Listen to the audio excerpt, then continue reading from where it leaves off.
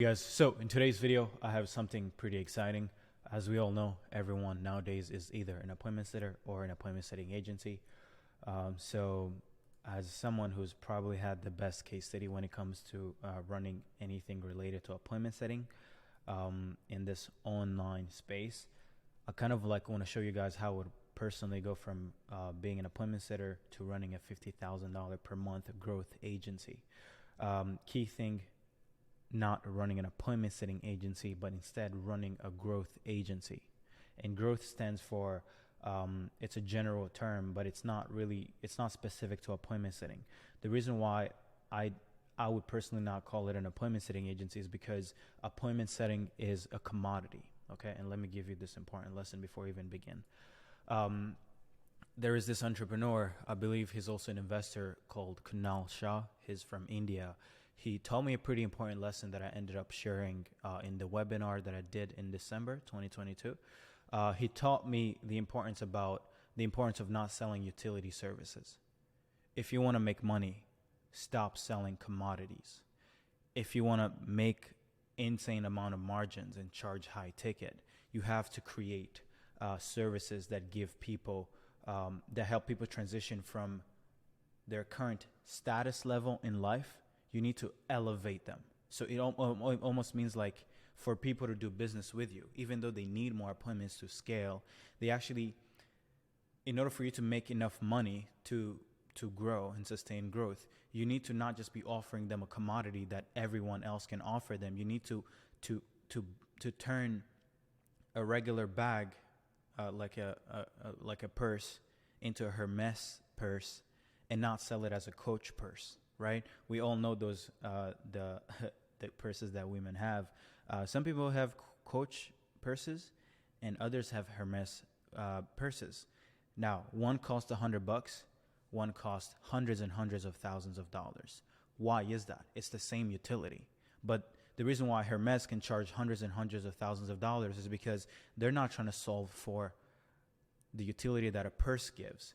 What they're trying to solve for is not only do you get the utility of having a purse where you can keep things in, but you also have a status symbol.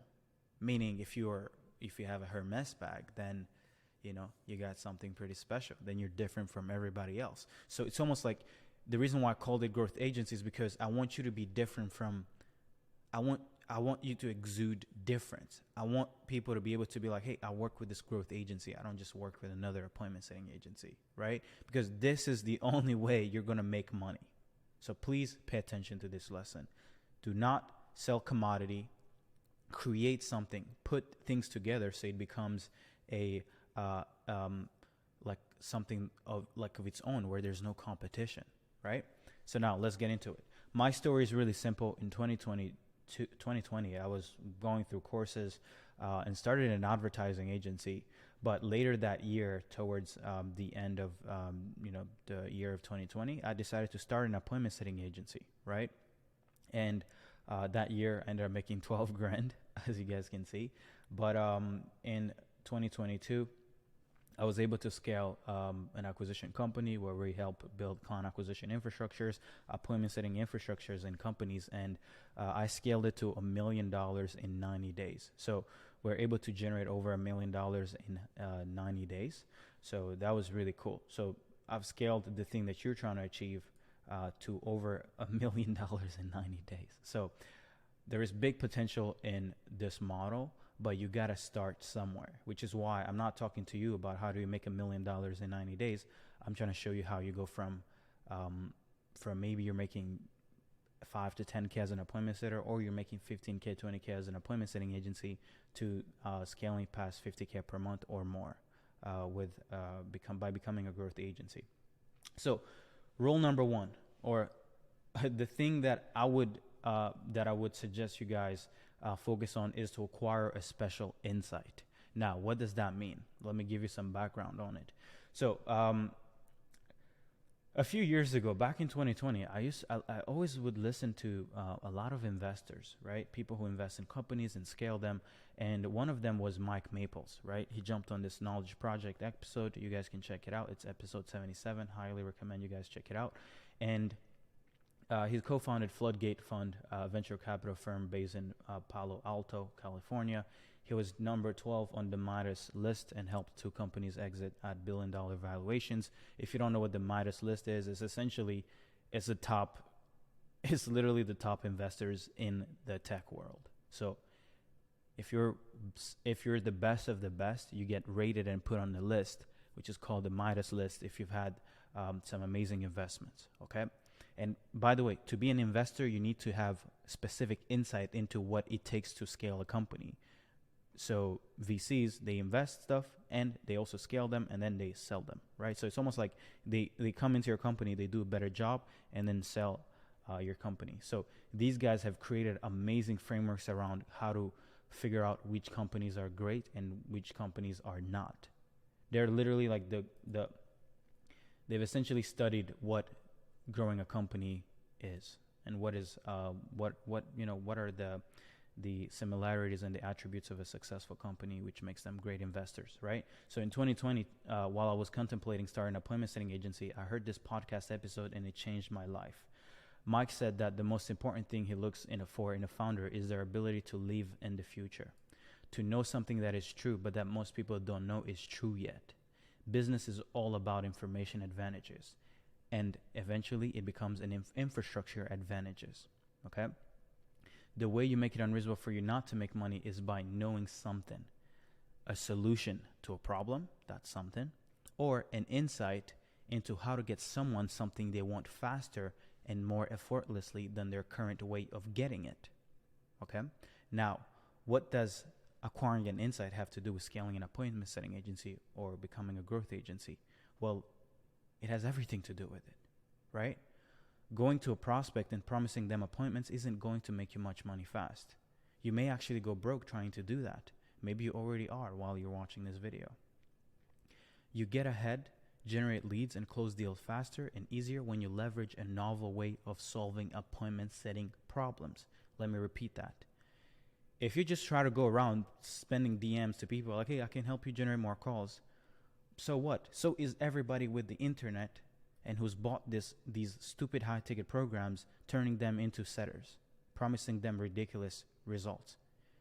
Anybody who's bought a course literally thinks that they're an appointment setter or an appointment setting agency, right?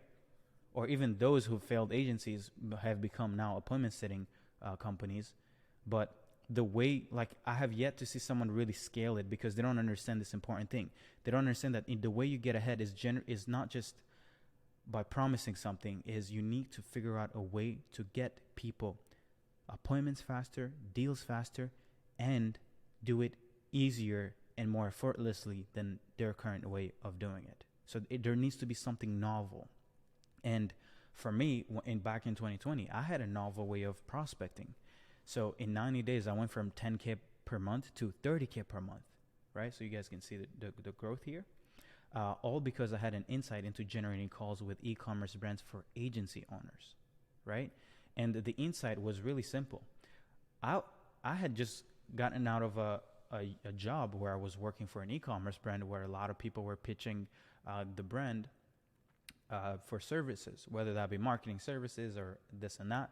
And I knew that every time someone would pitch us, we would always send the inquiry to the marketing department, right? But what was being taught in courses to advertising agencies who are helping brands is that, hey, you should never DM brands on Instagram. You should never DM them on their social media. You should always use cold email. And when I came in the game, I was like, hey guys, you guys can actually DM them straight on Instagram. And people were like, really? How come? And I was like, well, let me show you a process. And I showed them the process and they all wanted to work with me. It's not that my process was necessarily the best of the best, but it's because it was something new to their way of doing things that not everybody was doing. So just by me having an insight into how to do something, how to achieve an outcome faster and more effortlessly, because I actually got my team of setters to do the outreach for them and to also help them structure their video sales letters that would convert a lead into. So essentially the process was I would get setters to send hundreds of DMs every day for our clients, and then we would come back with interest. We would create warm leads, which are people interested in our client services, and the client would just send one video, and the video would be sent to the marketing department, again, because I knew from working in an e-commerce company that the customer service rep is not actually going to handle your request. So she's going to send it to the people who are responsible of making that decision. So I had an insight, and that allowed me to build a successful company on top of that insight, right? So I would even sell my services through a video. I didn't even have to do much conversations while doing outreach, right? So that was really good. So that's rule number one. If you think that you're just going to become successful because you've gone through a course, you're wrong. You need to have something. You need to have an edge over most people. And that edge is the insight. Something that is true, but that most people don't know is true yet. Okay? Cool. Perfect. That's lesson number one. Acquire an insight. Be learning constantly. Be testing different acquisition channels. Maybe you have AI. Maybe you have all these tools out there, right? But that's lesson number one. You need to have a new process of generating results, right? And then lesson number two is don't target the same industry as everyone else, okay? The fastest way to guarantee being poor is to be like everyone else in the same room as everyone else. So focus on finding a niche whose offer can be scaled following the same protocol, okay? Find a niche that's still living in the ice age and melt their ice with your insight. So for me, I had these advertising agencies who were being taught by guys who'd never done outreach, who had mainly scaled their agencies through ads or maybe they used cold email once. Like, let's say as an example, and I'm not necessarily bashing these guys, they're really successful, but like when Iman teaches you cold email, like when did Iman really do cold email? Can you really tell me? The guy had like thousands of subscribers by the time he scaled his advertising agency, so he already had a personal brand, so he didn't have to do outreach to acquire clients. The second person is like Kai Bax. Like, I think Kai Bax started selling courses as soon as he made $1 with his e-com, and as soon as he started making money with his course business, then that feeds into the brand, and like he acquires clients easily, right? Because he has attention. So these people were teaching things that they had not. They're not in the trenches. They're not in the arena. So for me, coming from where I come from, I had access to an insight that they couldn't have access to. So even though they were telling people that, hey, this does not work, I knew that it worked. So I almost had, I was like, oh, these guys are actually being taught something that may not actually be the whole truth. So I have an opportunity to come and help them. So when I started my appointment setting agency, I literally focused on e-commerce agencies and no one else. No one else. Because I knew that they were still living in the past and they needed someone to come and help them out, right? So that is super important. Do not try to sell to everyone. If you try to sell to everyone, you don't sell anyone. Okay? Cool. Niche really, really deep into a specific group of people, right? So now, lesson 3 is we all know that a good setter can earn max, I would say maybe $9,000 a month. I've paid $9,000 to my growth specialist in my company, right? Now, you need to be working in a great company. Like for us, we have great offers, we have good services. So we can make sense of paying someone $9,000 appointment setting, right? Now, to make $50K per month, you need to serve 5 to 10 companies. Essentially, you're doing the same thing you're doing here, but you're doing it for 5, 10 more people, more companies. You do the same thing that you would make you earn 5, 7, and 9K out of one company, but you do it 5 times, 10 times more. Now, how do you achieve that? Well, to scale, you need systems and people. A lot of people think that they can run, a lot of people think they can just make $50,000 a month with 2 employees. I'm like, guys, unless you're a YouTuber with 100,000 subscribers and with a $2,000 course, you're not going to achieve that. We're servicing people. We're solving problems. We're not influencers. We're not just famous and making TikToks every day. I mean, maybe that's you, but for me, I solve problems. I'm not really trying to be an influencer and make money just off of being cute. You know what I mean? Like, I actually want to solve people problems and make people a lot of money, because you're not going to be cute all your life. But you know what? People will need problems solved all their life, especially appointment setting problems. So, I want to show you guys what it looks like, to, what kind of systems you would need in-house. So I'll kind of like quickly want to go over this. So you're probably going to need a CRM. So Go High Level, or an Airtable CRM. We actually build these for our clients. You're probably going to need to set up maybe like a process where you have either a triager, or maybe decide if it needs to be just one cold close. Opportunity management, you need sales attribution. So you need to optimize your sales process by being able to track the source, the setter, and the person who's taking the call. You need follow-up systems for setters. You need follow-up systems for triagers. You need follow-up systems for sales reps. Again, do you see why this is important? Is because you're becoming a growth agency. So that means that you can't just focus on solving appointment setting, because the truth is you can set a lot of appointments. My company sets around 590 calls. We set 590 sales calls last month. Now, if you came in and just promised me appointments, I would actually be like, hey, I don't actually want more appointments. I want more qualified appointments. Now, how do you get more qualified appointments? Well, you need better systems. You need better follow-ups. You need the sales process to contain a lot of educational assets, okay? And you need to systematically do it. So you need systems, and the companies you're working for, if you're just setting, you're not actually solving their problems. Because once someone has appointments, then they haven't necessarily made money.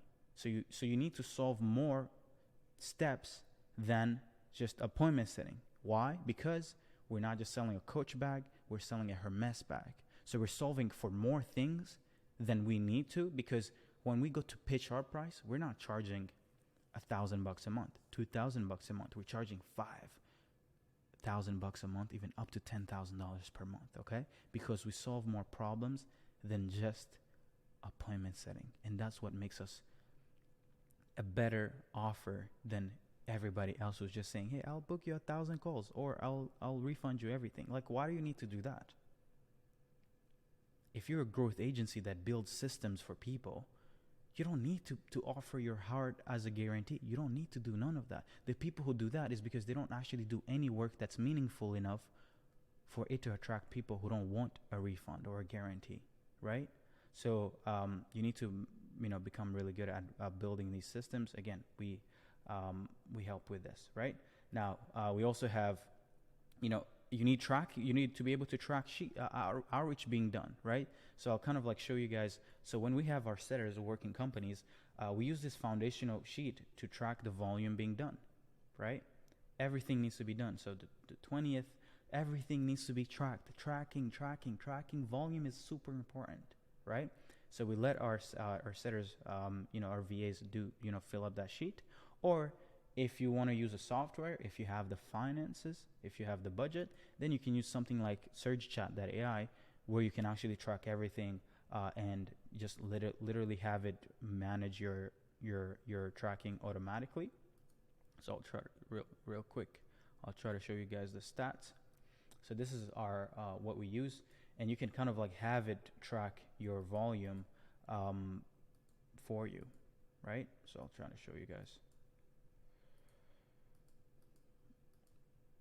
So you can kind of like see Saturday, June, or unqualified initial messages sent, and you have all the leads that you've messaged, and it's all in one pipeline, right? So you can either use a sheet, or you can use a software.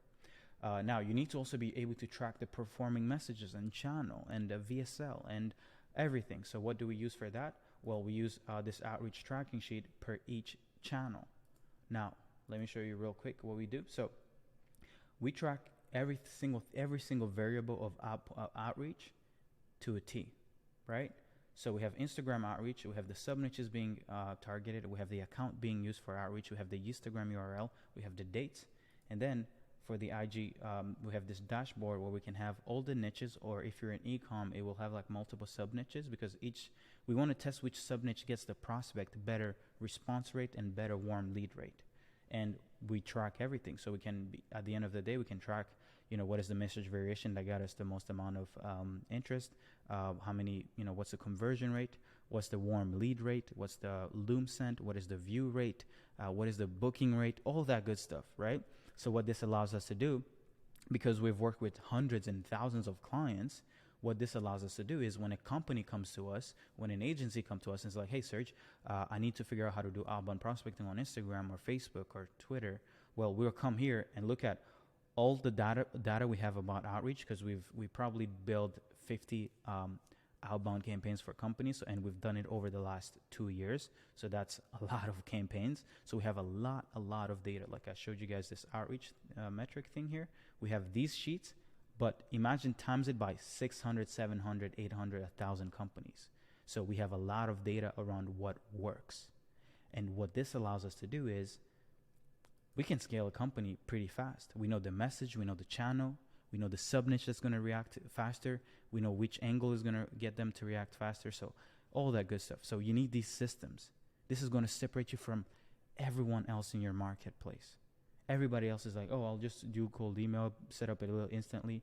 I'm like, you need data, right? So that's how you become a 50K, 100K a month growth agency.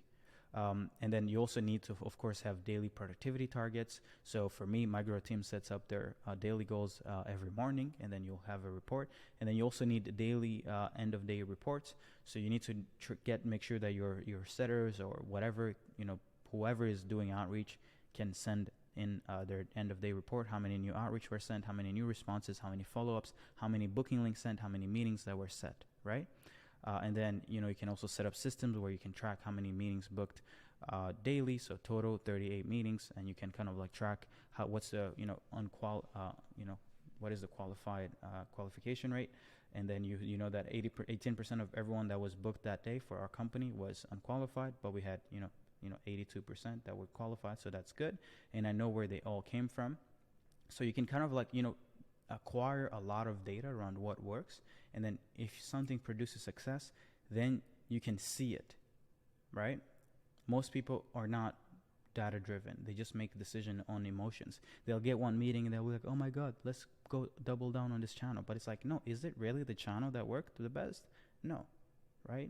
Maybe you got lucky. You need to be able to look at a big timeline for you to be able to see what is actually consistently working. And you also, of course, are going to need hiring systems. So we do this for our clients. We have, where to source VAs, where to source growth specialists. We have hiring systems, funnels, forms, Zapier automation. So all the notifications I just showed you, they're all automated. Make a copy of the Notion hiring database. Make a copy of the end of day form we use. Make a copy of the end of week reports we use. All that good stuff. And I'll kind of like quickly show you guys a lot of different stuff. We also have, this is a ramp up process for my growth team. So if you guys are building an appointment setting team, you're going to need a lot of different stuff. So you're going to need expectations. You're going to need to ramp up. You're going to need ramp up training. You need to train them on why people buy your client's product. You need to train them on daily KPIs. You need to train them on the lost art of outbound prospecting. You need to give them more outbound prospecting trainings. You need to have different workflow for different niches. You need to have, LinkedIn training, all go high level training, CRM training. You need to have a lot of different stuff, right? You need to have content to optimize their profiles. You would do this with almost every single client that you onboard, right? Because this is like for one company. So you need to help your clients map out an onboarding flow so that for me, if I wanted, could onboard 100 setters this week, because I've already mapped out how I would go about ramping them up, right? So this is a really, really important asset. If you can go into companies and design this, wow, they're gonna be like, wow, I love it. I love this, right? So that's what it would look like. Now, what does people look like? So I just showed you guys systems. Now let me show you guys if having like the people. So in order for me to scale a growth agency, I wouldn't necessarily suggest you guys focus on like appointment setters in like from first world countries because they're pretty inconsistent, and they may not, if they're not making a lot of money, they may churn really like fast. So what I personally like is I like to leverage $3 an hour setters. That's it. Let me show you guys kind of like how many setters we've in the last what year and a half. We've had over 2,400 applications that we've had to go through, and these are assessment calls. We've had to have, I think, 80% of all these people, we had a call with them and we qualified them to be placed in companies, right? And they're super productive, they're super smart, and I'll show you guys a bit more. This is some of the wins that they generate. I'll show you real quick.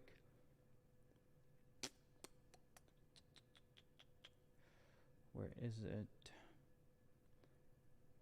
So these are their wins. So every day they're just booking a shit ton of calls every single day, and this is just for the setters that actually update. That means that, you know, we've had over 800,000 clients, so there's a lot of setters who don't necessarily fill it up, but every day there's meetings being booked in all kinds of different niches, right? So this allows us to have a lot of data around what works for any niche. So we're kind of like, we know essentially what works in every single niche, so that's really good. But this is done by the $3 an hour setters, right? And then what we're also doing is we're also designing a platform where we actually build, because we have 21,000 VAs right now in our pool, and we're kind of like building a platform because our goal is so that every single client who is a growth agency can kind of like leverage our asset, because we don't need 21,000 setters, VAs. So what we want to do is we want to create a platform that our clients can leverage to serve their clients, right? So that's going to be really good. So if you ever work with client acquisition, you're going to be able to leverage, kind of like this pool of setters to serve your own clients. So that's pretty cool. And then you're also going to need a systems integrator, right? What is a systems integrator? Well, it's everyone who builds all the systems that I just showed you guys. Okay, all these systems is not set up by me, because again, I'm running a business. I'm not necessarily working so much in it. But I just wanted to show you guys what a scorecard of a systems integrator looks like, right? So build systems and automations that improve the onboarding process for our customers. Build systems and automations that make it easy for all the social channels to hear about our messages. Build systems and automations to turn acquisition efforts as predictable as possible. We need the ability to track all numbers, so you would be required to improve the current assets. We used to do this or build new, more effective and easy to use assets. Tracking sheets, everything. Build systems that improve customer success rate. So you need someone who can, who's a beast at systems, right? Again, we have a big department of systems integrators, so a lot of the people we work with, we help them build it up. You're probably going to need a team lead, a manager of setters. When I started making 30 grand a month, I was super stressed. I almost felt like I was going to die. So if I was to redo it again, I would hire these people automatically. Systems integrator, team lead, and manager of the setters who are working for our clients. And I would probably delegate selling, because it's not super needed for me to be selling. And most important thing, you need an onboarding specialist, project manager, who can kind of like oversee every single campaign that is being fulfilled on, right?